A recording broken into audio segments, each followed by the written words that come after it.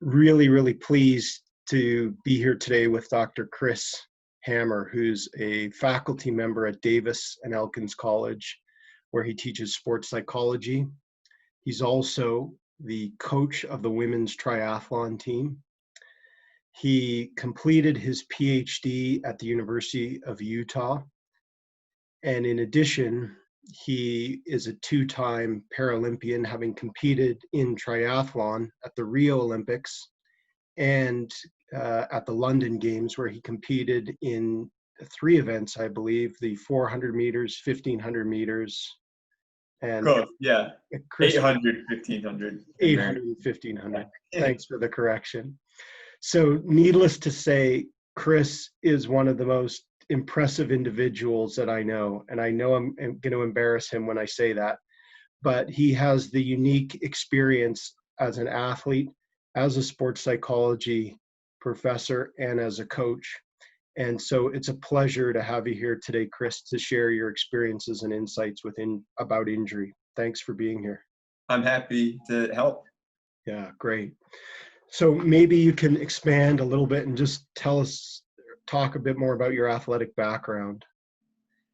Yeah, so I grew up in Michigan playing all sorts of sports, ice hockey being my favorite one for as long as I could remember. But it was the endurance sports, specifically running, where I found that I would have a future in terms of college scholarship and competing at a higher level. So that's the opportunity I pursued to go to college on just a partial scholarship. But I ran collegiately at Grand Valley State University, where I was a 5-time NCAA Division II All-American. And after that was when I was recruited to compete for the Paralympic side of sports, which I had no idea even existed. I was born with only one hand. I'm a congenital amputee, and I lived my whole life not really thinking much of it. I always participated in able-bodied sports, but one of the USA Paralympic track coaches saw me competing at an indoor meet when I was in college and recruited me for it. And I was hesitant to pursue that opportunity just because I figured I was, doing just fine in able-bodied sports. I didn't need to go down that route, but eventually I was convinced to do so by teammates, friends who looked into it a bit more and said, this is a really cool opportunity. You can be representing your country, travel the world, and continue to compete, because I was a successful collegiate runner, but really my competitive days would have been done once my college running was done for the most part. So it kind of gave me an opportunity to continue on, and started with track and switched over to triathlon. Mm-hmm. And you mentioned you had some initial apprehensions maybe about transitioning in Paralympic sport. Maybe you can speak more about that. Yeah, so being an upper limb disability or amputee, it doesn't affect my legs. So as a runner, I figured I'm not really at any sort of disadvantage. And I felt like, my whole life I battled back against this idea of having a disability. And then if I were to do para sports, it would kind of be embracing the idea that, I do have a disability. And anyone who treated me, differently for having one hand and I'd be admitting they were right. And again, it goes back to when I'm running, it's the upper body impairment doesn't really make a difference anyway. So there's all these things I was thinking that just kind of, it was just, yeah, apprehensive was the word. But I went out and I tried, and I saw how competitive it was. And people aren't focusing on the disabilities. They're focusing on, on being an elite athlete, especially in Europe and across the world. In the US, it's more of a human interest story, but everywhere else, they take it really, really seriously. And it's getting better in the US. And I saw like, hey, if I want to be competitive, I can't, feel sorry for myself. I have to dive right in. And it was, I still kind of felt that apprehension as long as I was a runner. One quick aside, the story is I was just, tying my shoes on the track at the Olympic Training Center in Chula Vista, California. And someone came over to me and was just watching and said, wow, that's really impressive. And I look over and they're a below the knee amputee, so they run with the prosthetic. Like, well, you're impressed with me tying my shoes. Like, you run like really fast with only one leg. And again, that's kind of when I understood, like, people aren't here to judge you on your disabilities. They're to judge you on what you're capable of doing as an athlete. So, but I still had that apprehension as long as I was a runner. As soon as I switched to triathlon, though, it kind of changed, because I see how much slower I swim, missing that paddle, and having just the arm kind of stunted in development as it is. So I guess I feel like I am more impaired, if that makes sense. But regardless, I've mostly just come to accept parasport as the incredible opportunity it is to represent your country and to compete at a high level against world-class competition. So you mentioned, Chris, that you had a congenital disability that you were born with. Maybe you can elaborate on exactly the nature of that. Yeah, so it's funny because my parents have no idea. They didn't know I was going to have one hand when I was born, and they never knew the reason why what happened to have me, come out with only one hand. It was a surprise to them, to be sure. But yeah, it really, I guess, it's an underdevelopment from the scap all the way down through. It's easiest just for me to say it. I was born with one hand, but the arm's shorter, and so it's slightly underdeveloped. So I don't know what would have caused that, but my parents just treated me growing up as if the same as they treated my older brother and younger sister. So it was never anything we really dwelled on. Like, we would make adaptations as necessary. Like, for my baseball bat, I had a little prosthetic. Same with my hockey stick, and same for golf clubs or shooting archery. Anything I do, we would adjust as necessary. A lot of times I just wouldn't use a prosthetic either, just for general living. I guess when we saw, would it be an occupational therapist, when I was too young to remember, I just never took to any sort of prosthetic for everyday living. And that was for the best, I think, because I just learned to adapt and adjust as need be. Right. So it sounds like you never really thought of yourself as impaired in any way, or were never treated as such. Would that be accurate? Yep. Yeah. To be sure. I just always, anything anyone else could do, I expected myself to be able to do as well. Mm-hmm. And you had mentioned, with running, as a collegiate runner, your arm and your hand didn't really have any impact on your running, but that was maybe a bit different when you started competing in triathlon. Yeah, I picked up triathlon when I was living in the state of Utah, and a lot of that involved riding the bike up mountain passes and down mountain passes. And when you're only holding on with one hand and you're relatively new to competitive cycling, that's pretty scary. Just holding on for one hand, going 40 plus, sometimes 50 miles per hour. And then when you're in the pool, your hand is the paddle, and to be missing one, you're going to have to adjust for that as well.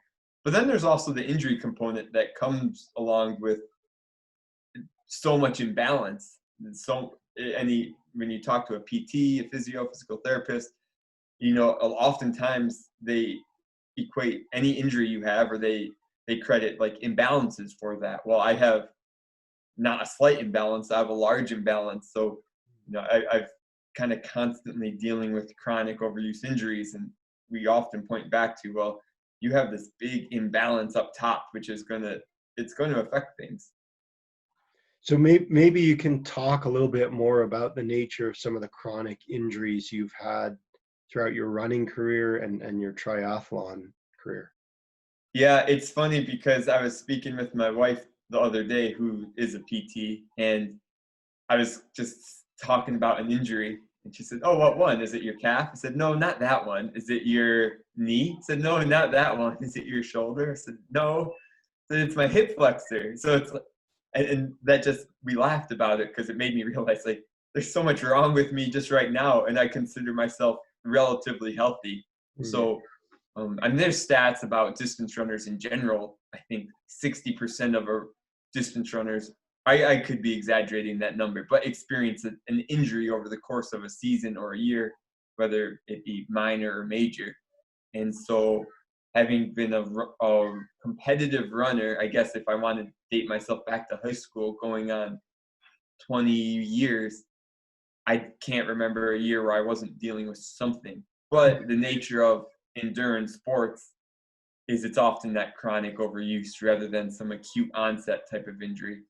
And so it's just, and it's generally something that you can push through. It's just going to persist. So, I mean, I've had, you know, a shoulder that's been bugging me for years, and it's, I guess surgery is an option, but then it's going to change timetables and things like that. So it's just, you're just dealing with these things that you don't even really think about because they've become such a part of you. Yeah, so it sounds like it's more common for you to have some kind of ailment than, and that's more of the norm than to be completely healthy, or what it means to be healthy is something that, you know, it's hard to even define what that is. It's the nature of being an athlete. Like, whatever you're doing, if you go, you know, lift weights or you run a hard workout or whatever, and you're sore the next day, if it wasn't for that stimulus, if you just woke up and you didn't know why you were that sore, you'd go to the hospital. You'd be like, what's wrong with me? But just the nature of being an athlete, and or just being someone who exercises and who gets sore from that exercise, is you're going to be dealing with these physical sensations that aren't altogether pleasant. Yeah, I want to come back to that point about dealing with pain and sort of recognizing signs and symptoms of, or differentiating when something is benign and versus when it's more sinister, or when, you know, that pain is maybe a sign that there's damage being caused. So I'll come back to that. Yeah. Part of one of the many reasons I wanted to interview you, Chris, as I mentioned, you have a very diverse background, both as a coach and as an athlete. And what I didn't mention in your introducing you is that your research also focuses on this idea of stress-related growth or post-traumatic growth after injury. And maybe you can talk a little bit more about some of the research that you've done as part of your doctoral research. Yeah, and it's really just this very, I don't want to say generic, but this idea has, you know, persisted throughout time that when people grow through these bad events that can happen to you, if I'd always think about it like a house, right? Like, an earthquake comes, I haven't thought about this in a while, but like an earthquake comes and it rocks your house. Like, the earthquake is this traumatic event, and the house is your assumptive, it's your worldview, and it destroys your house, and you have to put your house back together. You need to live somewhere, right? So you really have three options. You can just build a house back up, but not a very strong house, and, you know, maybe you're scared that something's just going to happen again and your house is going to get destroyed. So, you know, this is an example of your worldview changing for the worse. Or you could maybe just build that house back up to how it was before and pretend the event never happened, and, you know, you're still susceptible for future bad events to take place, but at least, you know, you're kind of back to that base level. Or, and this is the preferred outcome, I would think, is that you build a bigger, better, stronger house, and this is you're learning and you're growing from the experience. And a lot of people who face these traumatic events, and my research specifically dealt with people with disabilities and acquired disabilities, they've built that house back up to be bigger, better, and stronger. And sport actually played a role in that ability for them to grow from the traumatic event. And But then it was the traumatic event would be, losing a limb or gaining a permanent disability. So that's a really interesting point you brought up, that the injury experience can shatter or really profoundly alter someone's perspective or view of the world. Maybe you can elaborate a little bit on that, maybe some examples or some insights on the types of ways in which one's perspective is changed or altered after a life-changing injury. Yeah, I'd have to. I'm trying to think of some. So there's a lot of things that can happen, right? Like, for one, your physical abilities to operate, or the way that you physically function in the world, can be taken away from you. And people want to feel competent. They want to feel like they can make their way in the world. They don't need to rely on other people, that they are self-sufficient. And when you acquire a disability that affects your physical functioning, that's by definition almost you're impaired.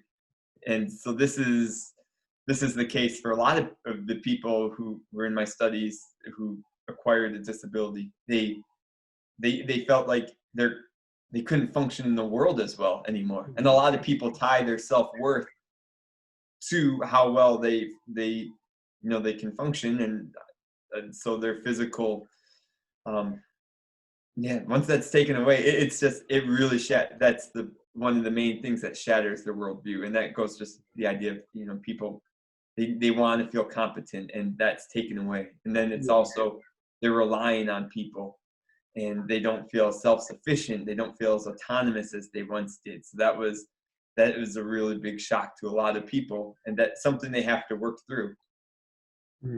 So you mentioned a number of challenges in particular, whether it's, losing that, you're a highly functioning individual or high performance athlete, for instance, and then you become injured and lose that sense of competence or your ability to navigate the world, to manage day-to-day tasks becomes difficult, let alone high performance sport. You mentioned sort of self-worth, feelings of a lack of autonomy or lack of control. It sounds like injury presents many challenges. Are there other specific challenges that injured athletes, Paralympians, or other athletes in general may face? Yeah, I think speaking for Paralympians or para athletes in general, is they have to overcome kind of this negative. I'm trying to think of the words here. For instance, when I go out and about, it's funny because how many people, they just look at you different, and they think you need help with everything. I'm sure, if I'm holding something, people are being polite, but it's always like, hey, let me get this store for you, or can I help you carry that? And so I think they just think that you're less able. So para athletes, I think, are generally trying to overcome that perception. Like, hey, it might be different how we go about our daily tasks, but by no means are we unable to do so, or do we require help to do so. And so that's like, it's funny because speaking with people who work with both para athletes and able-bodied athletes, like bike mechanics, for instance, who we take with us to some international competitions, they've made the comment before how it's funny how much more needy the able-bodied athletes are than the para athletes, just because I think para athletes are just accustomed to facing challenges and finding ways to adapt and overcome. That's just kind of in their DNA. Whereas able-bodied people, maybe more generally, they when they face a unique challenge, they might not be as accustomed to it and look for an easier way out or for help. Right. So I really like how you phrase that it's kind of part of their DNA. I guess, especially in your case, when you're born with a congenital disability, that it forces you, I suppose, to be creative, to adapt, to find strategies, and also that the point that you mentioned about sort of the social perceptions and changing or addressing those perceptions, I imagine, must be challenging at times. Yeah, it's not anything I really ever give too much or gave too much thought to. I think in some ways, as a congenital person with a congenital impairment, it's the only way I've ever known. So a common question I'll get, or I used to get at least, was people would say, "What's it like having one hand?" And I always say, "What's it like having two hands?" Because I don't know any different. I mean, to me, it's pretty simple. Like if I want to pick something up, there's no choice to be made. It's one hand, I do it. But for everyone else or most other people, like I don't even know. It seems like that'd be crazy. All the things you can hold at one time, or things you can. So it's the only way I've ever known. Whereas someone who acquires a disability, let's say you lose a hand or you lose a leg or something, and then you have something to compare it to, then I think that's when I can't even imagine that situation, because I think that's completely different even than a congenital amputee, where you have to learn to do things completely different from how you originally knew how to do things. Right. So is that point about comparison, does that make it harder? I mean, you mentioned that for you, this is the only way you've known, and Yeah. it's like someone who was born with two hands. That's what they know. Is so in a sense, I guess there's never been quote unquote an adjustment for you, but it sounds like I mean, clearly, I imagine there are some significant adjustments that you've mentioned for someone who acquires a disability. Yeah. And so I do think that's kind of a unique situation, Mhm. and something that I mean, even I could speak to, some aspects of the challenges someone with a similar impairment such as mine might face, but I can't speak to the adjustment that they'd have to make. Yeah, sure. You were talking a few minutes ago about the fact that you have chronic injuries. Is that fairly common for distance athletes or Paralympians, para I triathletes in would particular? say yeah, I think the injuries I have are probably just characteristic of any runner who's been running, who has as many miles as I have on them, and who's trains, yeah, consistently. I don't think any of my injuries are necessarily because I'm a para athlete. I Right. think it's just because of the level I train at. And it's, you know, it, this year is all messed up with Tokyo 2020 being pushed back to 2021. So for a while there, I was just thinking like my timeline is end of August 2020, and whatever I have, like I'm trying to push through. And now we're kind of in a state of limbo where for a while I thought, well, do I have the opportunity to try to heal up? But even then, it could literally take weeks or months to get my body fully healed. And so it's just, I'm choosing to train through and to train through, and just to deal with these constant aches and pains and Mhm. just, yeah, chronic injuries. Yeah. So to your point, Chris, about the uncertainties of our current coronavirus circumstances, maybe you can elaborate specifically on some of the uncertainties that athletes experience in terms of chronic injury or recovery from chronic injury. Yeah, I think what's tough about injury is you can't see the inside of your body. You don't know what kind of recovery is happening.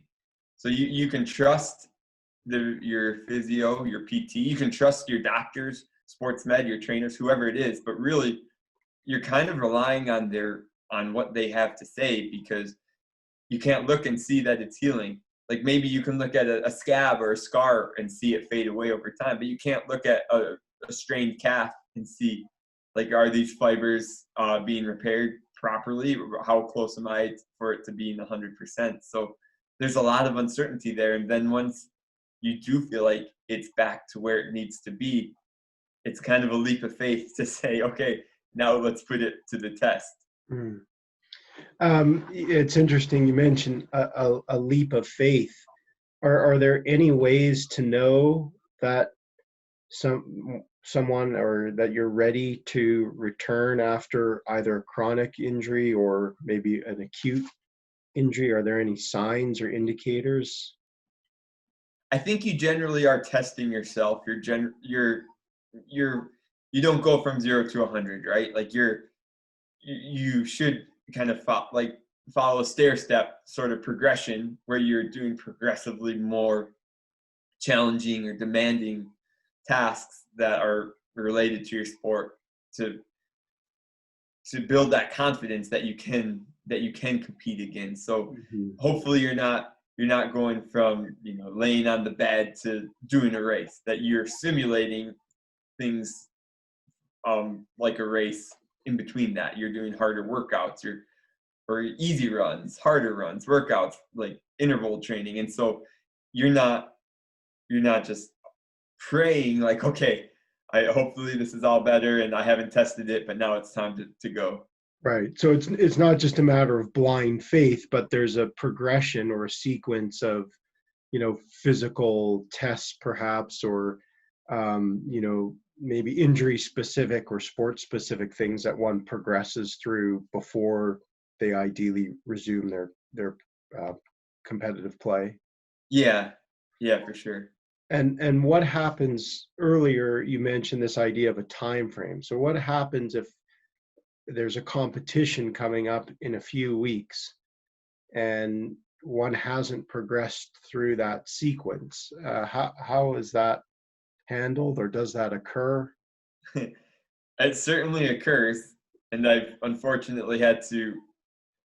I guess it depends what kind of athlete you are. If you are, say, you have a race that you have to complete in order to qualify for a more important race, or to get your points to qualify for the Paralympics or Olympic Games even. Sometimes you have to race injured, and you try to be as smart about it as you can. You really work with your sports med team. You use whatever modalities you can to put yourself in the best possible position to perform, but really that's not ideal. And that's just the nature of competitive sports, is that sometimes you push through it, and sometimes that results in delaying the recovery process or even making your injury worse. And those are just things that you have to weigh the benefits and the consequences of making that decision. It's an unfortunate reality of sports. Like I guess for me, the pinnacle of competition is the Paralympics, and that's what I'm training for. If I was injured going into the Paralympics, but I was qualified, I would race the Paralympics. Mm-hmm. So when you're sort of making this cost benefit analysis or weighing the pros and cons of competing, it sounds like the importance of the competition particularly factors into that decision. Yeah, certainly. So for example, for me today, I'm this last week I've had a bit of an aggravated hip flexor, and I did my run. I was going to finish up with some hill strides, and I stood at the bottom of this hill, and I just was thinking, like, is it worth it? Like, what happened if I do these strides and I aggravate it and push back my recovery a little bit? Like, what kind of benefit am I gaining? So I did the cost benefit analysis in my head and said, no, it's not worth it. Let's be smart about this small workout. Whereas if I'm standing on the start line of an important race, is it worth it? Yeah, it probably is. Mm-hmm. So how do you, previously I mentioned that point about distinguishing between pain that's harmless versus more harmful. How do you make those judgments or decisions either in training or in competition? It's way easier for the athlete to make it. As a coach, I'm always erring on the side of caution. I don't want any of my athletes to get hurt. I don't want to ask them to do something that's not good for them. Mm-hmm. As an athlete, it's easy for me to push myself and to make that decision. So it's tough. So when I look at it from different perspectives, sometimes even when I look at my own training, I try to put my coach hat on. If I was my coach, what would I want me to do? As an athlete, I always want to run through the brick wall, and just go, go, go, go. So sometimes I have to put that coach hat on. But I think I kind of forgot your question, but yeah, I think it's easier for the athlete to decide to do something that might have detrimental consequences. As a coach, I don't want to make that decision. I never want to decide for them to do something that might hurt them. Mm-hmm. So, the question was about sort of distinguishing between pain and how when it's, pushing through is harmful to you, and how when it's not. And it sounds like as a coach, you're not, of course, inside the body of your athletes. And so you mentioned your tendency is to be more cautious, and if they express pain, would it be correct that you're as a coach, the tendency is to try and sort of pull them back on what they're doing, whereas that might not be the case for you, the athlete? Almost certainly. And you have to know your athletes, obviously. Some athletes, they they're looking for a way not to get in that workout, maybe get to the cafeteria early. And some athletes, it's the hardest thing in the world for them to take a workout off. I always tell athletes, especially the ones who are extra determined, that it takes more courage to take a day off than it does to push through a day. Right. And I firmly believe that for, the really competitive athletes out there. Yeah.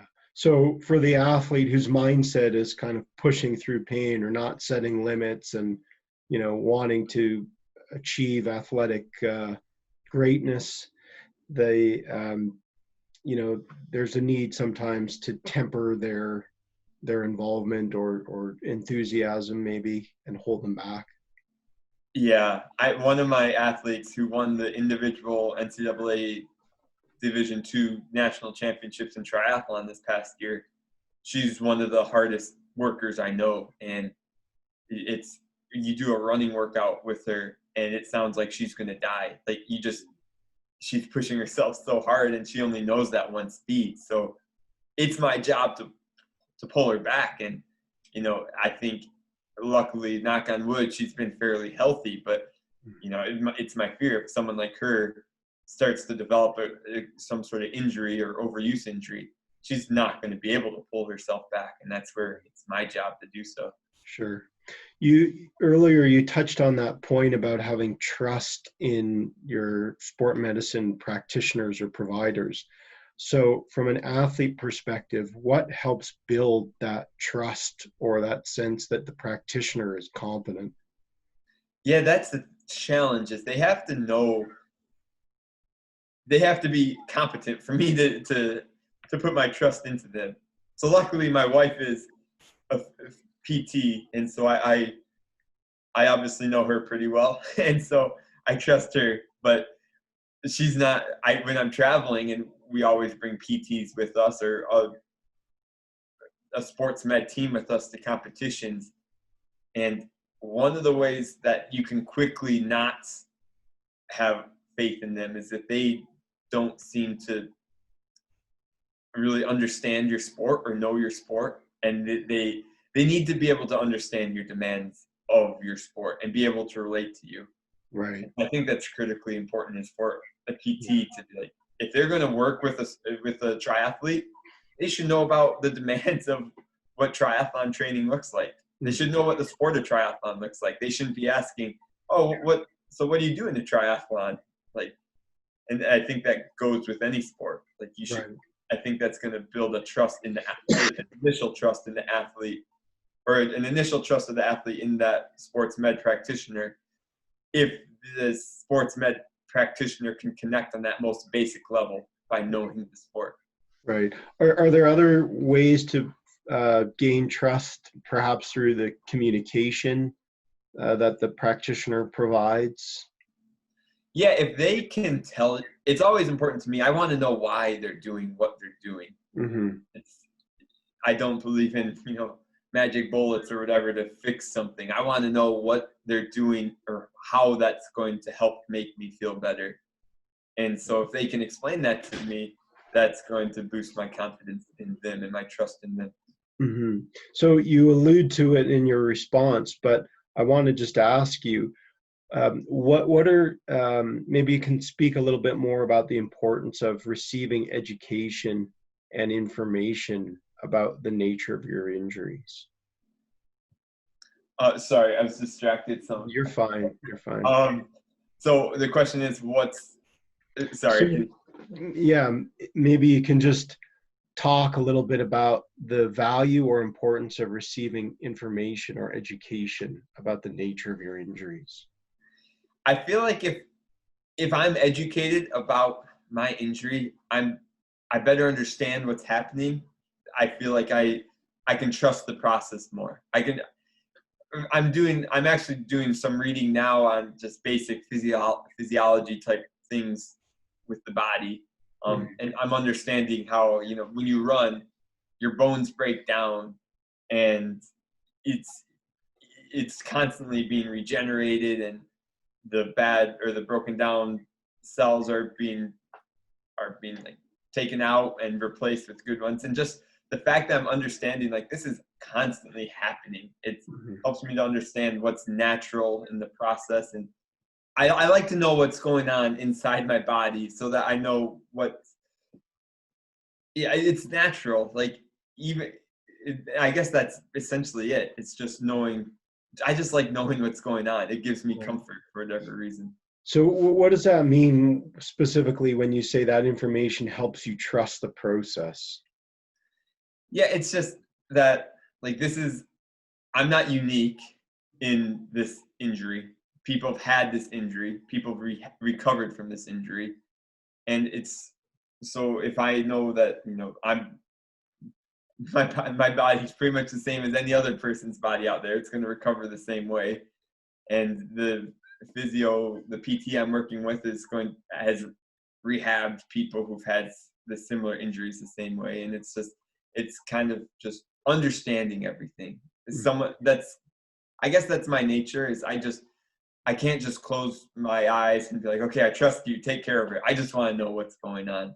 Right. And that makes me feel like, okay, I understand what's going on. Let's go for it. Right. So when the people you're working with who are facilitating your recovery, when they can articulate or communicate clearly about the nature of what's happened to you or changes in your body or what's happening when you're recovering, that helps you feel more confident in them as a practitioner and also in what they're prescribing. Yeah, I mean, that the body's very complicated, and I can't even I'm just scratching the surface of understanding some of these things that are going on. So if someone can talk to me about the specifics, it makes me believe that they know their stuff. And if they know their stuff as it relates to, the academic sides of physiology or whatnot, then I trust that they also know what to do when it comes to the recovery modalities. Yeah. Maybe you can talk a little bit, Chris, about some of the pain that's associated with injury, and that pain could be either physical or psychological. Pain's interesting because I sort of just accepted that pain's, a facet of my life. And I try to detach any meaning from that pain. Like it's a sensation and it's there, but its role is really just to relay information to me. It's not something that I need to freak out about. Mm-hmm. So I guess if I really dwell on the pain, it's like, yeah, I'm kind of constantly living in pain if I think of how my shoulder's always sore, my other injuries are always sore, but I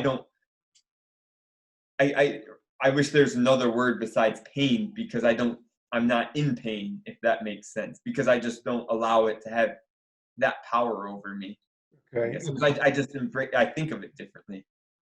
So because you think of it differently, and I want to just dive into that point a bit more. Yeah. Because you think of it differently, then you said it doesn't have meaning to you, or? It does have meaning to me, just not a painful meaning to me, I guess. Mhm. It's Okay. more of just a feedback mechanism. Right. Like I try to be very mindful of, I know mindfulness practice is very, it's very popular right now. Yeah. And I guess, and especially in the US, within the USOC, a lot of their sports like professionals are really pushing it as well. But I do think there's significant value to being mindful about certain things. And injuries are one of them, or at least discomfort is one of those things. Mhm. Like you can recognize that sensation of pain is there, but that's all you need to do is recognize it. You don't need to dwell on it or give it power, I guess. Okay. So for you, the idea of mindfulness as it relates to pain or discomfort specifically is really about recognizing it, using it as a kind of information feedback mechanism, Yeah. um, recognizing that it's there and getting that information, but not dwelling on it, or as you say, giving it power. Yeah. Because it's the same as in a race. I have to be in a sprint triathlon, which is the distance I'm doing. You're constantly redlining. You're going essentially as hard as you can. You're walking that very, very fine line. So you have to be able to be so in tune with your body. And when you're in tune with your body, like it hurts a lot to race. Hmm. If but if it hurt in that way, then you wouldn't be able to you wouldn't push yourself that hard. So rather than try to distract myself from the sensations you're feeling or the pain, whatever you want to call it, you are like so in tune with that pain, but Hmm. you just don't, like you said, you don't give it that power. Hmm. It's kind of weird to talk about or to think about, but um So yeah, it's that's kind of my approach to it. it sounds like when you're competing, you said you're on the verge of redlining. So, like you're really pushing your physiological systems to the limit. And it sounds like you're associating to the pain, or you're really kind of aware of what you're experiencing in terms of your body and your physical states as you're racing. But that's important, or there's value in that. Is that correct? Oh, yeah, exactly. Like the last thing you want to do is to be out there and to distract yourself from the pain, because then you're probably not pushing hard enough. Right. My So, old college coach used to always say, "It's not going to tickle." That's putting it lightly, obviously. But mm, that's if it did, if everyone would be out there doing it. Like I always tell my athletes, like if it hurts in that way, then you're doing something right. Because that's the sensations you need to have. mhm. And so, but if you're trying to distract yourself, if you're tuning, then you're not going to know that you're pushing it hard enough. Mhm. It sounds like you've developed some fairly strong and robust pain coping mechanisms. Would you, so in advocating suggestions to other athletes, particularly those going through injury, what would you suggest in terms of pain management? Yeah, I think I come from. I guess I really think my approach comes from just how I was raised. When I played ice hockey, I was always one of the smallest guys out there, but I wasn't afraid to try to take on body checking. It's legal in hockey, like the biggest guy out there, and I'd constantly get thrown around and I'd get beat up. I'd never be afraid to go into the boards or with anyone on any. So, and I'm sure especially in what we know now about concussions and head injuries, like I'm sure some of the things I was doing as a small hockey player wasn't necessarily good for my health, but it's the mindset I had was just that, it's that really cliche saying, I guess, like the pain is temporary, pride is forever. It's like Mm. I was never going. That was what I was always going for. Is any pain or whatever I feel or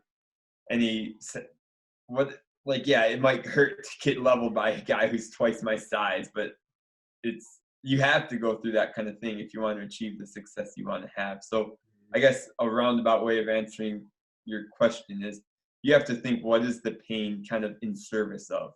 And so that's the mindset you have to have when you're in terms of coping with pain. It's like realize that you have to experience this pain to some degree to accomplish any goal that's worth accomplishing. Once you accept that, then you're able to, I think, put yourself in the position where you're going to experience pain. Whereas if you don't think that, if you don't think that pain's going to lead to any consequence of any value, then why is it worth doing it? So it's, yeah, I know I'm rambling on, but it's that mindset basically that you have to go through this to accomplish something worth accomplishing. Right. So almost a sort of acceptance or willingness to embrace pain is needed, I think, as you said, in service of achieving athletic attainment or accomplishment. Yeah. Yeah. And as a coach, you relayed the anecdote about your athlete who only knows how to go sort of full tilt. Is that mindset different as a coach in terms of embracing pain, accepting it? Is that the same as a coach? Yeah, it's so different because as a coach, you're always thinking, like, you're thinking about what's best for the athlete. And so I never want to see anyone get hurt. So, I'm always like telling them, or the people who are, who don't know who only know how to go all out. It's like, I'm always trying to hold them back. And I know it's funny because I admire that mindset that they have of only knowing to go full, like go hard and to push through pain and all that. So it is different.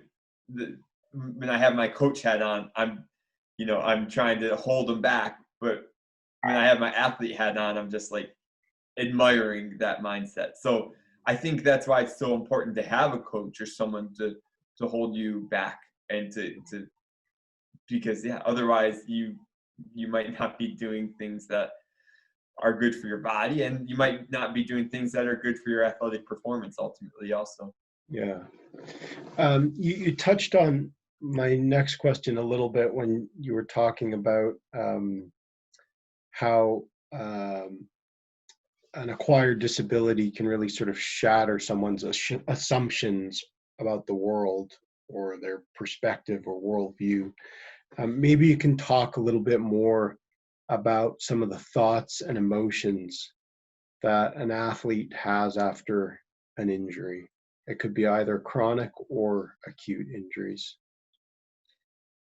I think despair is probably the best word I can think of, especially depending on the timing. You think about everything that's in front of you, maybe not being in front of you anymore. You think of what was behind you, the training you've put in being all for nothing.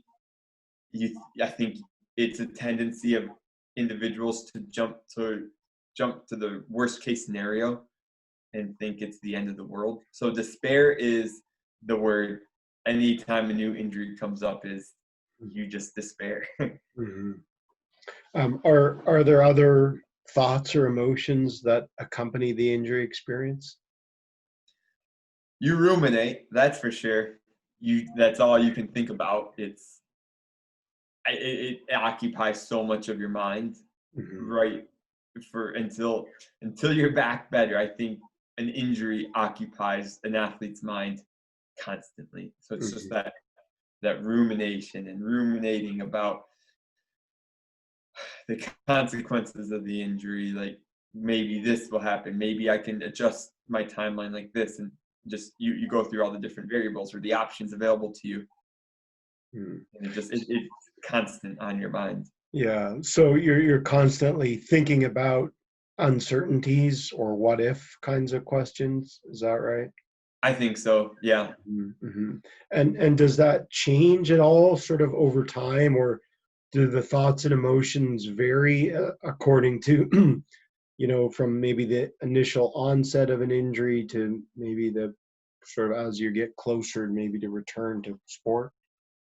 Yeah. I mean, I think the initial most people are going to jump to that worst case scenario, and they might need someone to, walk them down from that edge to like, hey, this isn't the end of the world. Like, for example, for whatever reason, this was just about a week or so ago, a week and a half ago, I was going to do a run right after a bike session. So that's called a brick workout.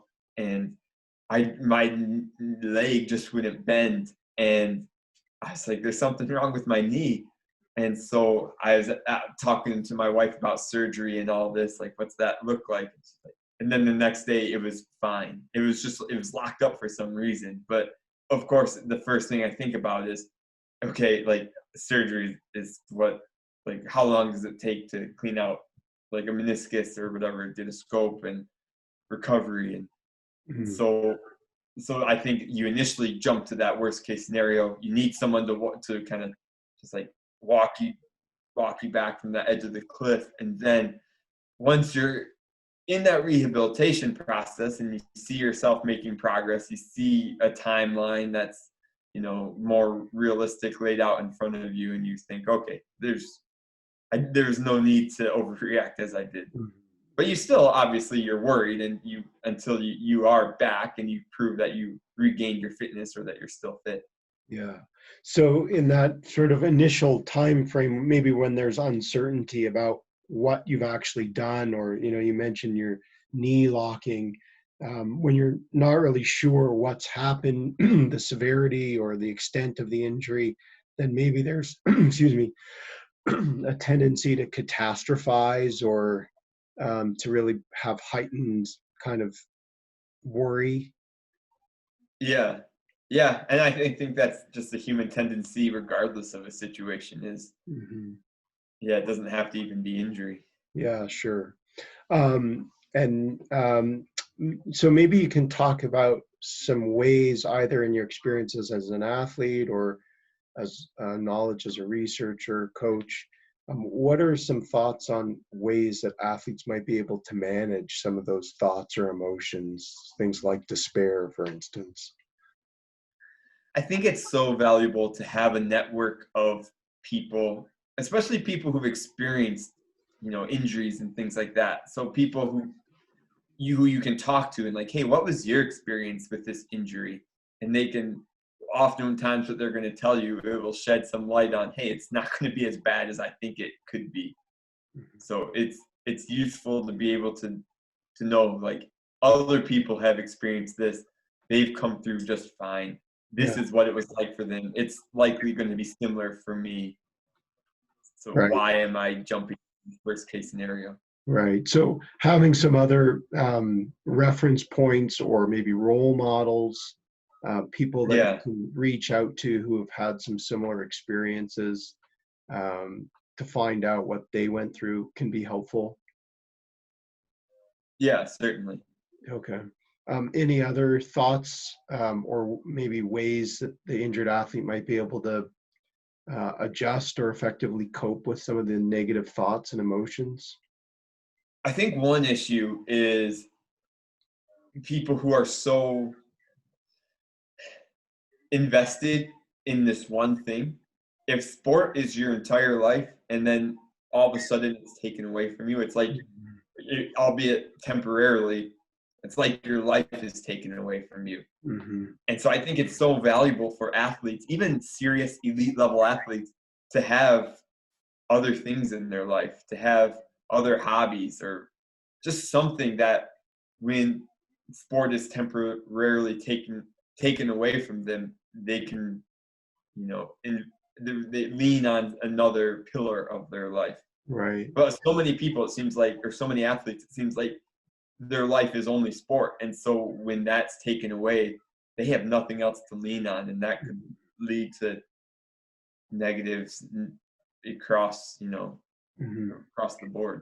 Right. So it's helpful to have other interests, or maybe particularly during the injury recovery time frame, to have other activities to engage in, to keep one's mind occupied, or but also it sounds like there's that strong sense of self-identification with the sport, right? So sort of Yeah. the idea that it's, sport isn't just something that I do, but it's who I am.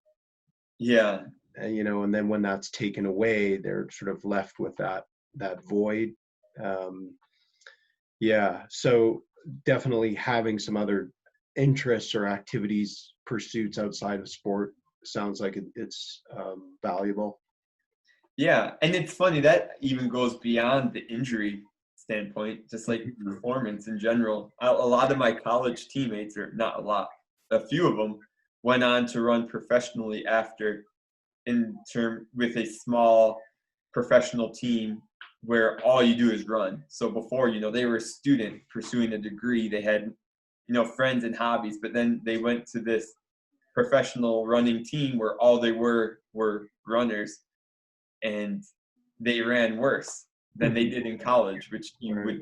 wouldn't think that would be the case, but that's all they had was running. Whereas before they had more in their life and they were running better. And I think maybe that's not the sole reason, but I think that's a Sure. contributing factor. Sure. So, regardless of whether the athlete is injured or not, there may be some value or benefit in having outside interests to engage in or to focus on being more well-rounded, I guess. Yeah, I think so. Okay. Um, what are some expectations that athletes commonly have about their recovery? Or what Yeah. role do expectations play in injury recovery? So I think that they expect, it's funny because they expect the worst, that when they get injured, that it's a serious injury, but then they expect during the rehabilitation process, I think they often expect to be able to do more than they is good for them to do. Mhm. And that's where your sports med team, people who are knowledgeable, are so vitally important to be able to tell you what you can and cannot do, or should not do during that Mhm. process.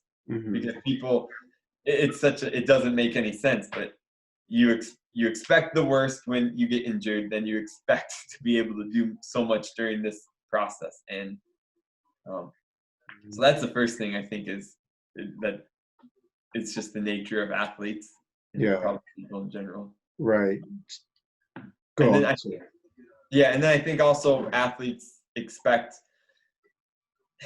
especially elite level athletes, I think they expect people they expect their sports med team and people to be 100% invested into their recovery. And so now I'm speaking kind of as a coach.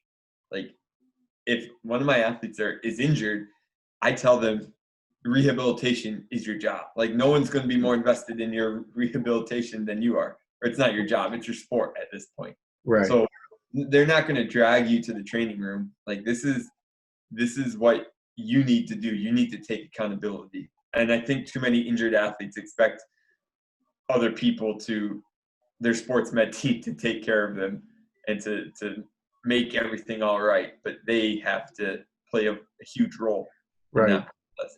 So as a coach, you clarify that the onus is still on the athlete's shoulders to assume responsibility for their recovery. And it also sounds like you encourage them to sort of turn their rehabilitation into their kind of new competitive challenge. Would that? Yeah, in a way. I mean, in as far as it's safe for them to do so. Mm-hmm. I still want to keep them as a coach. Like, I want to keep them around the team as much as possible. I don't want to isolate them, but like, and I have an athlete right now who's dealing with some back issues, and she can't really swim, bike, or run. But I said, well, what can you do? Core, hip, glute type stability, strengthening stuff. It's like, well, let's attack that as if this is your sport right now. And so, Right. yeah, So that's you're constantly kind of identifying areas that they can work on, yeah, and irrespective of the things or areas where they're limited. yeah. And you mentioned, Chris, the benefit of having the athlete involved in the team or keeping them around. Maybe you can elaborate on that a bit more. Yeah, I think athletes, especially injured athletes, can be very fragile. They, if so much of their identity lies in themselves as being an athlete, once that's taken away or once it's harmed via the injury, like they're in a delicate spot right now. So you want them to maintain that athlete persona to Mhm. as high of a degree as you can, and to be feel like they're still involved with the team, they're still a part of the team, because they are, even though they might not feel that way if they're completely removed. Mhm. So I want them around, like around as much as possible. And it's hard. That's one of the things that makes being an injured athlete hard, is because it's not taking time off. For, like you might have more if you're watching practice or participating in practice, then going to rehab after. Like that might be more, like more time you're spending dedicated to your sport than before even. Mhm. But I think So, that's what's best for their psyche, at least. right. So as a coach, it sounds like you're spending time really sort of conceptualizing what the rehabilitation period is all about, right? And sort of, I like that idea about kind of defining it as well. It's not just time off, right? But you're still kind of you're still an athlete, and you're still engaging in modified training, whatever that might be. Yeah. So it's also interesting, I guess, because on the one hand, you mentioned that the athlete should develop outside interests so that they can cope, but also to simultaneously maintain their role and identity as an athlete. Maybe you can speak to that. Being an athlete, you have to have time management, or I should say to do it well, because it's a it's difficult. There's no way around it, Mhm. but it doesn't mean it can't be done. You can you can be a good student. You can have hobbies and friends outside of class and outside of sport. You can. There's a lot of time in the day, and I guess my rant would be right now is with my current student athletes, how much time they spend on their phones or their screen time. If you take that away, there's a few extra hours a day. I mean, Yeah, upwards of like 4 or 5 hours a day. So yeah, as long as you know how to time manage, there's plenty of time to get everything done. yeah. But that you just have to be committed to that. You have to change your habits, which is much easier said than done. Sure, sure. So that time management component is still really important to, during the injury recovery rehabilitation timeframe. Yeah. What maybe you can talk a little bit about the role of motivation in injury recovery. Yeah. I mean, it's critical. You can't go overboard with it, if that makes sense. For instance, when I was solely a runner and I was hurt and I couldn't run, I would tend to do 150% of the volume cross training. So if I was going to run an hour, I'd run an hour, or I would cross train an hour and a half that day or for that session. Um, and so, and I would see the trainers twice a day. So, like we talked about before, all of a sudden you're injured and your workload may have doubled for that day between cross training and seeing the trainers. So, it takes a lot of motivation to do that. Mhm. Um, and I'd say I was probably more motivated in the past than I am now because, for one, I have a family and other responsibilities. So I do try to cut myself a bit of a break. Like, I'm not so concerned with staying within my race weight. Like, I'll let myself drift up 5 or 10 pounds or something during an extended injury now if competition's far away, just because it is difficult to sustain that 110% mindset when you aren't doing your sport. So Mhm. I think you have to be realistic with how motivated you ask someone to be. Right, right. So there's a balance to be struck in Yeah. terms of sort of maintaining the motivation that one has during normal periods or healthy periods versus when they're injured. Um, but it also sounds like, and again, kind of coming back to that point about the responsibility being on the shoulder of the athletes. Are there times where that's not always the case, where athletes sort of kind of have the mindset of putting themselves in the hands of their practitioners and thinking someone else will make them better? Or I think they do, and I think that's a recipe for disaster. Mhm. So if the athlete thinks like, okay, it's your job to get me better, whoever's job, whoever the sports med is, they have plenty of things to do, plenty of people to see, and they're motivated to work with the people who want to be there, who are Mhm. motivated as well. Mhm. So I think it does take a motivation to take control of your rehabilitation to some degree, or else you're going to be forgotten, and that's just the nature of things in today's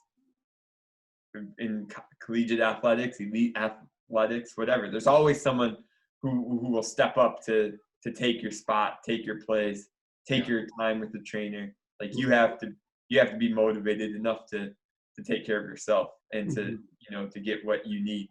Yeah. So just to reiterate your point, the athlete, it's important that they assume control over their recovery, but then also that the athletic trainer or physiotherapist, sport medicine provider is probably going to be more inclined to want to spend time or work with the athlete who they believe to be motivated or see that they're motivated. Yeah, I think so. Okay. Um, you've talked a little bit about this, but I want to ask it explicitly. What are some of the specific kinds of support that injured athletes need during their rehabilitation?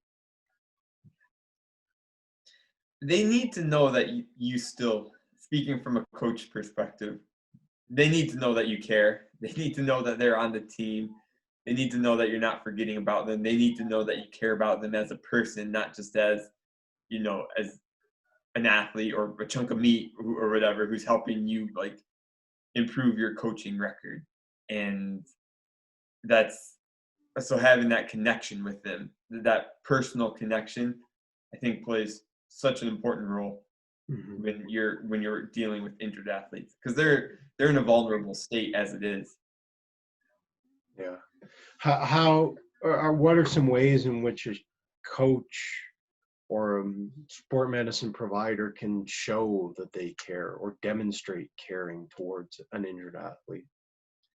It's as simple as asking, like, how do you feel? Like, what's on your mind? Like, Mm. just letting them vent to you might be useful for them, Right. um, and not telling them to suck it up. Like, let them. They're in a hard situation. You don't want them to bottle it up. You want them to communicate what they're feeling, and Yeah. so kind of being that shoulder to cry on, so to speak. Yeah.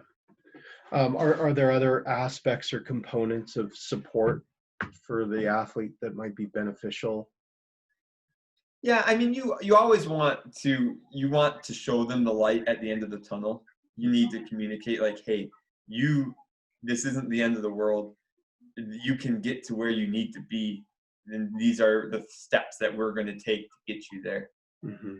And you want to give them the opportunity to to see that they're developing as well. You need to build that competence within them that they can see, okay, they're getting better, they're right, this isn't the end of the world, I can do this. So you have to provide that structure for them to rehab and to feel like they're getting better and to Right. see that they're getting better. So it's important to communicate like a framework for the recovery, or sort of, as you mentioned, that there's a light at the end of the tunnel, and Yeah, sort of what the path or what the progression is in order to get to where they want to be. yeah, Yeah. yeah. And would you say like having that sense of hope or optimism is important for injured athletes? And if so, maybe why? Yeah, I think so. You have to, I mean, you want it to be grounded in somewhat realistic expectations, but Hmm. if they don't have that hope, then most people are they're not going to put in that work if they don't think that it's going to amount to anything. Sure. So Yeah. even when it looks bleak, as long as they have hope that they can get back to be with their teammates in a game situation, like, or whatever it is, they're going to put in that work. But if they don't have that hope, I'm assuming many people would say, well, why even try? Sure. So that sort of hope that's maybe grounded in tangible or realistic expectations or sort of progressions is important behaviorally, it sounds like, because that's going to translate into action, or sort of the belief that it's worth putting in the effort, and therefore the effort kind of ensues as a consequence. Yeah, because I look at if it was the opposite case where you maybe take away all hope, like most people aren't going to, if you tell your athlete like, hey, this injury is going to take you out for the rest of the season, don't even try to rehabilitate or whatever. Yeah.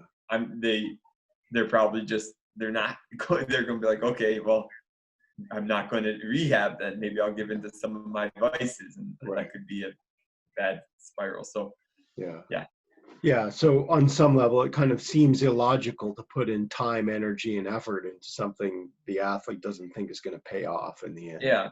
And again, I think that goes just back to human nature. Yeah, sure.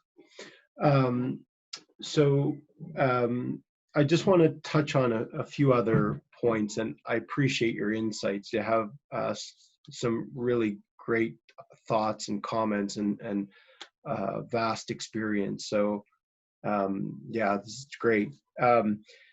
As a coach or as a treatment provider, how would you know when the athlete is ready to return to sport after their injury? That's tough. In my sport, especially on the bike, if you're being tentative, that can, in draft legal bike racing, which is the bike component of the triathlon, that can be dangerous for you and for those around you. So, you need to build up that confidence before I think you return to sport. And you see that in training sessions, you see that in simulations of competitions. So you slowly progress, right? So say you're just reintroducing yourself back to the bike, and you slowly put yourselves in more competition-like scenarios. And as the coach, I'm, observing, saying like, okay, you're not quite ready. Let's take a step back and maybe practice a bit more. So it's just, as a coach, you need to know the demands of the sport, and you use your best judgment to see, like, is this person, are they going to put themselves in, are they safe to return? Are they putting themselves in a good position to do so? And I think it's not a black or white. Sure. So you mentioned confidence. I guess from the injured athlete's perspective, what do they need to be confident in to be able to return to sport?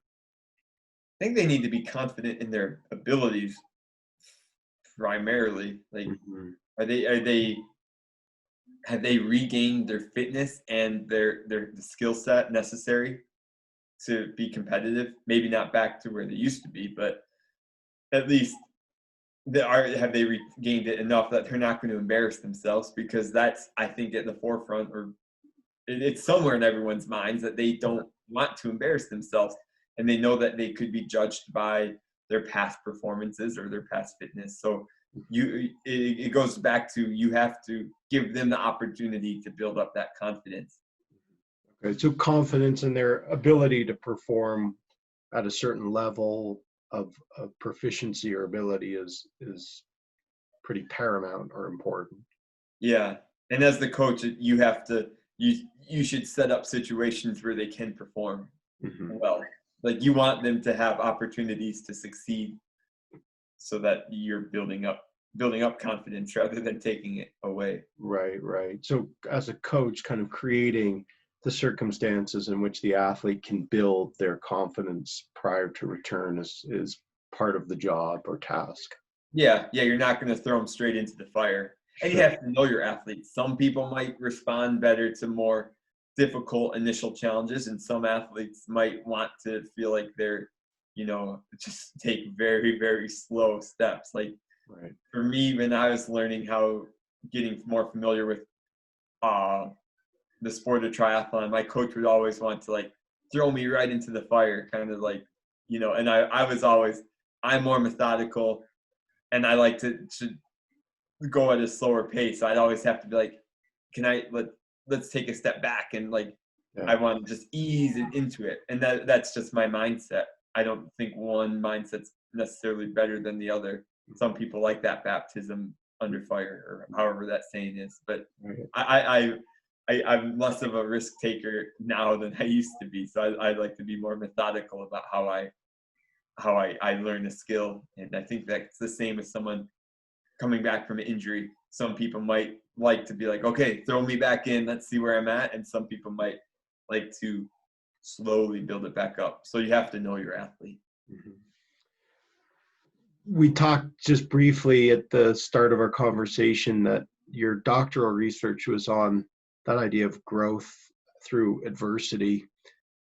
Are there benefits to injury or any upsides to it?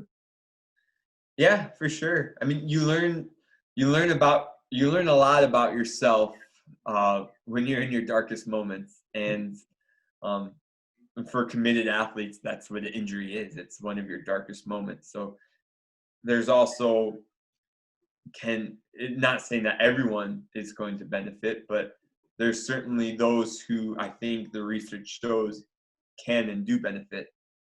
And ideally, you want to put them in situations where they can benefit, and not in situations where they're just going to feel lost and helpless and be worse off for the situation. Yeah. Yeah, that's great. Any other possible benefits to injury, or is that the main? Yeah, I think if you relate it even to the coronavirus situation right now, are there benefits to this? Well, a lot of people, obviously there's a ton of negative consequences, but a lot of people are spending a lot more time with their families. I'm outside teaching my one daughter how to ride a bike, working on the other daughter being potty trained. And these are things that perhaps I should have done a few months or so ago, but the world was normal back then and I was much busier. So I think it's the same thing with injuries. Like, maybe you can explore some of your other interests. You can develop other aspects of yourself that you were maybe neglecting because you were so 100% into this one thing. Mm-hmm. Yeah, great. Or just a couple final questions here, Chris. Would you say there are identifiable factors that distinguish athletes who make a successful return to sport after injury versus those that don't? That's a really good question. I mean, I don't know, that a level of grit, determination, I'm going to say, is characteristic of those who do make that return, especially depending on the severity of the injury. If you're not a determined person, then you're probably not going to want to put up with some of the rehabilitation that serious injuries, entail. So, and I guess that's, I guess that off the top of my head, that would be the most important thing, how committed, determined you are. Okay, so sort of kind of characteristics that the athlete has within them, determination, you mentioned grit, might be important kind of factors in distinguishing or differentiating the path that they take after injury. Yeah, and just that general mindset of, do you see challenges as as a barrier that cannot be penetrated, or something to be overcome? I think Right. some people have that mindset that, a challenge is something to be overcome, where other people see a challenge and turn around. Mm-hmm. So, and of course, injury being one significant challenge, as you've discussed, that, if you have the mindset of overcoming challenge, then maybe that will sort of determine the path one takes after their injury. Yeah, it can be either, and I think this is, I don't want to take credit for this, but it's like the toll booth or the roadblock type mentality. Mm-hmm. Like, is it a toll you have to pay, and then you can get through and continue on with your sport? Or is it a roadblock that you can't? And it's how one sees it. Yeah, yeah. So again, kind of the perspective that one adopts can be important, it sounds like, in their recovery. And I think that's a good analogy with the toll booth. Last question. If you were to share one piece of advice with injured athletes, what would it be? It's not the end of the world, I guess. I would say look at those around you. There's so many examples of highly, highly successful people, not just in sport, but in every domain of life, who've experienced serious setbacks and go on to reach higher, greater heights than they have before. So it's not the end of the world, although it might seem like it at the time. Yeah. Great, Chris. I appreciate, again, your wonderful insights, and you bring a really unique perspective given your background as a researcher, working in an academic setting, coaching as a two-time Paralympian, and I know you're still training and working towards the next summer games. So thank you so much for your time. I really appreciate it. I'm happy to help.